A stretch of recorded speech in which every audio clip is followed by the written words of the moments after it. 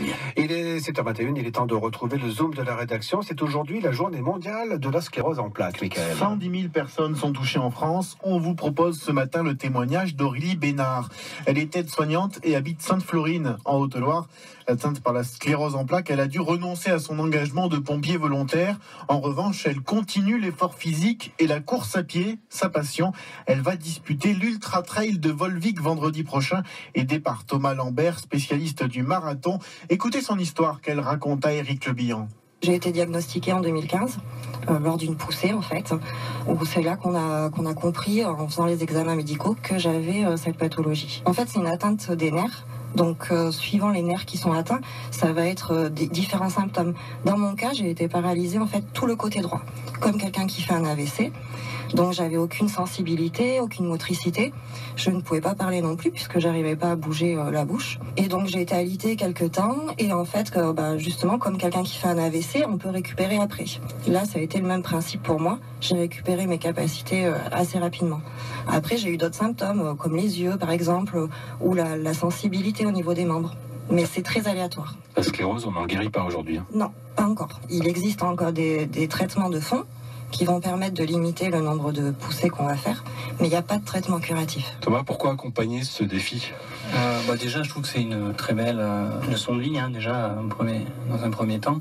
D'être diagnostiqué si jeune, finalement, et de rebondir aussi vite, moi, je trouve que ça force le respect. Voilà, courir 110 km, c'est pas donné à tout le monde, donc je trouve qu'on va donner une belle image du sport et de la maladie, et puis de montrer qu'il y a autre chose que la maladie, qu'on peut faire plein de choses, et que ça va pas s'arrêter à un diagnostic posé il y a quelques années. Quand on le voit comme ça, jeune, frêle, mais comment elle peut faire un ultra-trail en ayant sclérose en plaques ? Je pense qu'il y a déjà une grosse partie du mental. Plus on est positif, plus on va aller bien.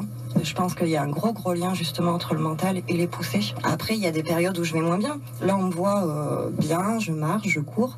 Il y a d'autres périodes où je suis plus fatiguée, où j'ai du mal à me déplacer, où j'ai du mal à voir. Et ces périodes-là, voilà, on les voit pas, mais elles existent. Après, il y a aussi les troubles qui sont invisibles, la concentration, ce genre de choses.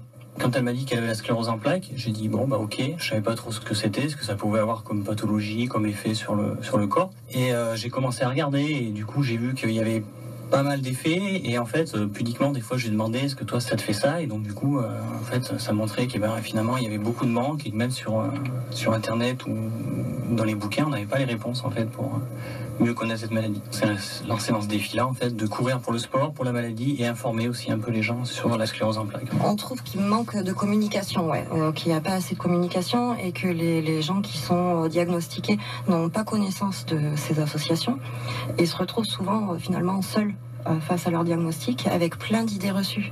Ils ont plein d'images qui leur viennent en tête. Ils ont une image très négative de cette maladie et ils n'ont personne à qui en parler.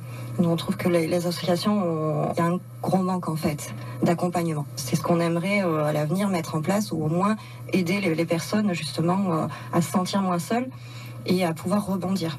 Et puis aujourd'hui, donc, c'est la journée mondiale de la sclérose en plaques. Un village est installé aujourd'hui, donc, à l'hôtel Océania, à côté de la radio à France Bleu Pays d'Auvergne, ici à Clermont, avec ateliers et conférences pour mieux connaître cette maladie. Dites-moi quand on retrouve le Zoom de la rédaction sur francebleu.fr. Eh bien, je vous le dis. Non, c'est pas vrai.